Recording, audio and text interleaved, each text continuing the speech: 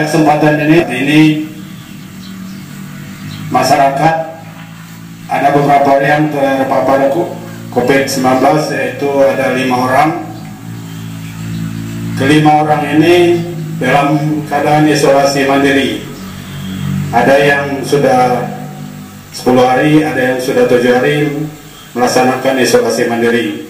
Memang telah melaksanakan bantuan sembako dan penyemprotan disinfektan, terutama di fasilitas umum, di masjid, kantor, dan terutama di rumah masyarakat yang terpapar COVID ini. Penyampaiannya, dan harapan kita Bapak sekalian sudah ada tim monitoring perbedaan kawanan yang dipimpin oleh Pak Asep. Kami persilakan untuk menyampaikan pengarahan sekaligus pembinaan pada kami pemirsa. Ketua RT, semua yang hadir, insya Allah kita semua dimuliakan oleh Allah SWT.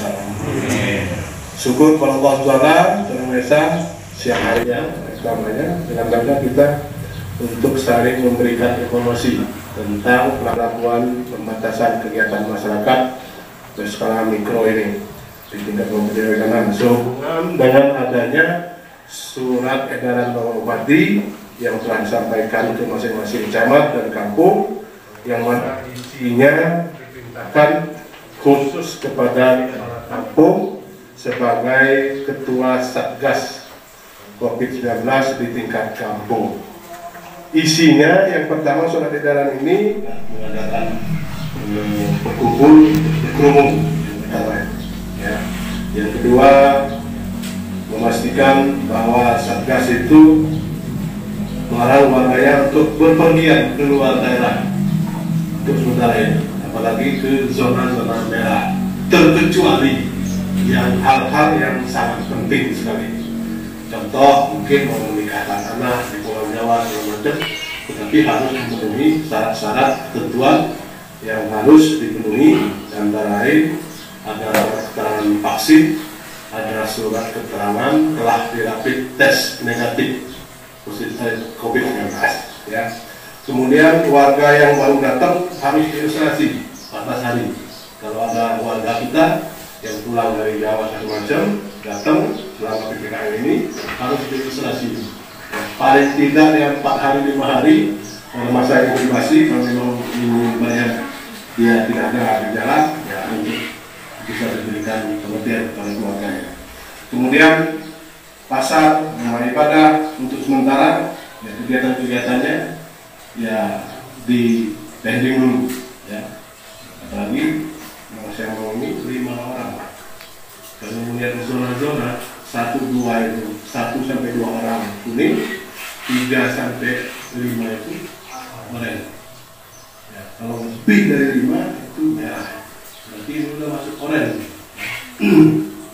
Kita lihat dari sini.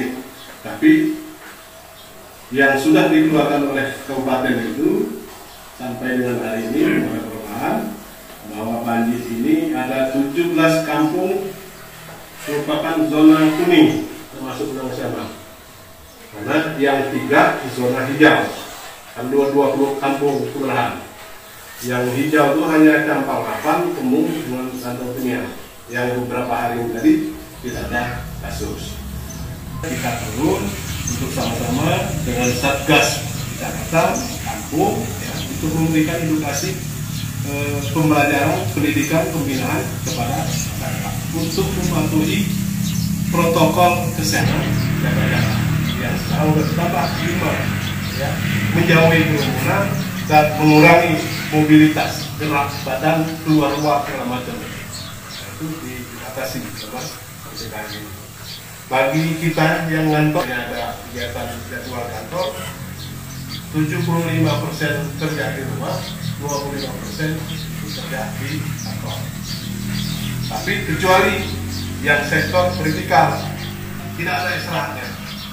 Tugas Kamtibmas, Linmas, Pak TNI, Pak Polri, tidak ada liburnya.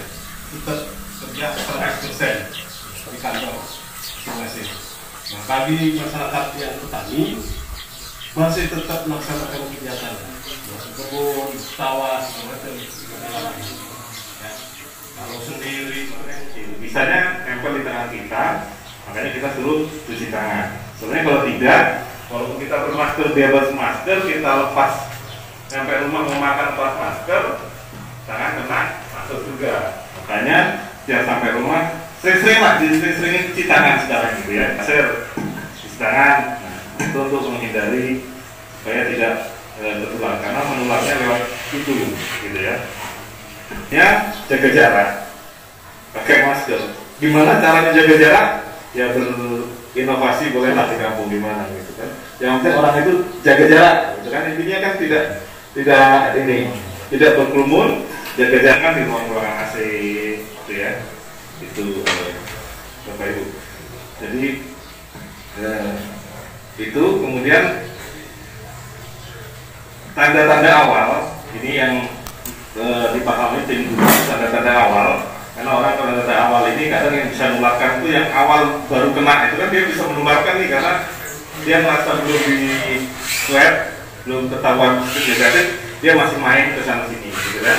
Yang pasti dia demam karena ini infeksi. Ini panas pasti tinggi, di atas 37,5, kan ada 39, ada yang 40 panasnya ini suhu badannya kan, tem tadi.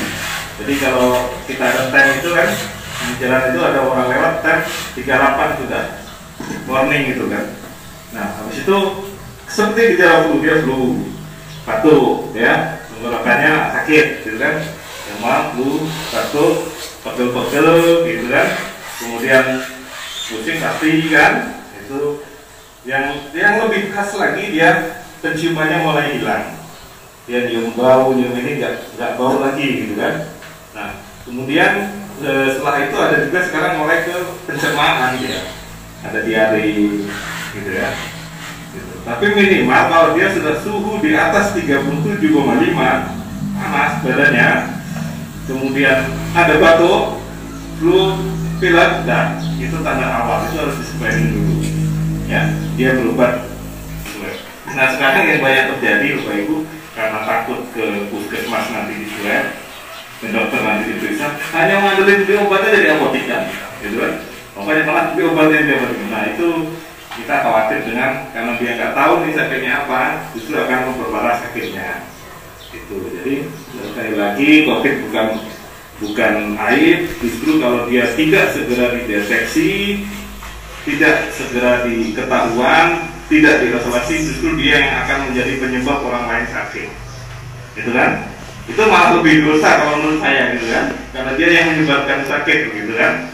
Itu lebih baik orang itu langsung ketahuan, isolasi aman, bisa membantu kan, ngasih makan. Soalnya kalau nggak ada hasil konfirmasi positif nggak bisa juga bisa bantu kan, pertanggung jawabannya.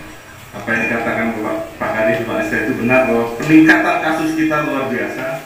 Ini bukan dari 2020 ya, Januari 2021 sampai sekarang sudah lebih dari 1.500 di Kabupaten Waikanan. Ya. Sehari itu bisa 100 lebih nambah pasien. Angka meninggal sudah lebih dari 100. Dari apa itu 9, 10 yang meninggal. Ya Bapak itu semuanya dimakamkan secara prokes, dan nanti kalau kita tidak berharap kalau ada, makamkan secara prokes ya. Karena yang sering terjadi penularan itu satu, kluster pesta ya, itu sering terjadi penularan karena di situ orang makan tapi tidak pakai masker gitu kan. Lepas masker lah dia nggak makan itu sebenarnya. Kalau dia langsung pakai masker semua aman, tapi ketika di acara pesta masih makan kan, pasti lepas masker, di situ kena. Kemudian di acara pemakaman orang meninggal mayat gitu ya, itulah obrolan ngobrol lupa pakai masker itu terjadi. Kemudian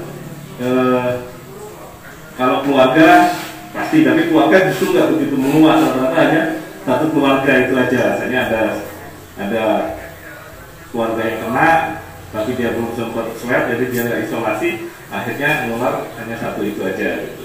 Itu Bapak Ibu, dan pesan ini yang isolasi di rumah ya, berapa orang? 5 ini baru semua, berapa hari? Nah itu tolong untuk pastikan dia benar-benar berada di rumah ya, ventilasi udara rumahnya ada ya, misalnya di kamar ada, usahakan dia pun alatnya sendiri, tahanlah sampai 14 hari gitu ya. Nanti kalau dia keluar ke belakang rumah untuk olahraga, bagus ya, nggak apa-apa.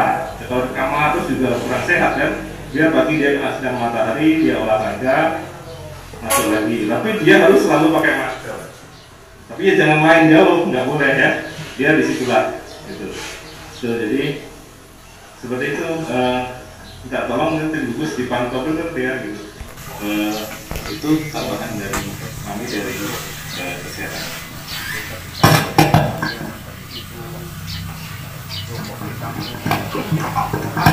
Siapa yang mantau yang lagi di isolasi, yang perkembangannya itu ya, ada gejala nggak mereka? Demam ya? Artinya perlu dipantau. Kalau itu makin berat dirujuk, jangan dibiarkan di sini, di bawa ke sini, kasih tahu ke puskes, berdiantar dengan APD, dengan ambulan. Ya, jangan sampai dia menderita tambah termasuk kalau nanti di rumah terus pantau ya, dibantu ya. Dan itu Pak Labu ya mungkin makan minumnya ya itulah ya, jadi melalui keluarga besarnya kan, setelah kalau bantu dulu ya kan, pasar segala macam, beli sayuran ini bantu, jangan ditinggalin, jangan dikucilkan. Keluarganya kasih tahu, bukan aib itu, bukan apa sesuatu yang hina segala macam, bukan, hanya saja memang penyakit ini kalau kita berinteraksi. Juga tadi ada tambahan sampai 5M. Artinya apa? Upayakan dalam semua kegiatan kurangi memegang memegang mulut, mata, hidung. Ya, sebelum mencuci tangan pakai air. Kalau masih ada warga kita yang melakukan kegiatan ataupun mengadakan acara, ingatkan hanya boleh 3 kabel saja, itu maksimal 10 orang. Untuk teknisnya diatur saja, jangan 10 orang nanti kalau nggak muat dipisahkan dari luar, diatur. Yang penting jangan terlalu ramai. Itu. Kemudian yang masih pesta yang sudah punya rencana yang sudah berjalan, ingatkan juga Satgas Covid kita di semua kampung untuk yang hadir ya, perlakukan ataupun terapkan protokol kesehatan, pakai masker tadi, siapkan semuanya. Kemudian kalau dia sudah terlalu banyak, ya diarahkan kalau undangan suruh menunggu 5 masuk, masih 5 menit geser lagi 5 masuk, seperti itu. Pertama kali dibantu seperti itu masuk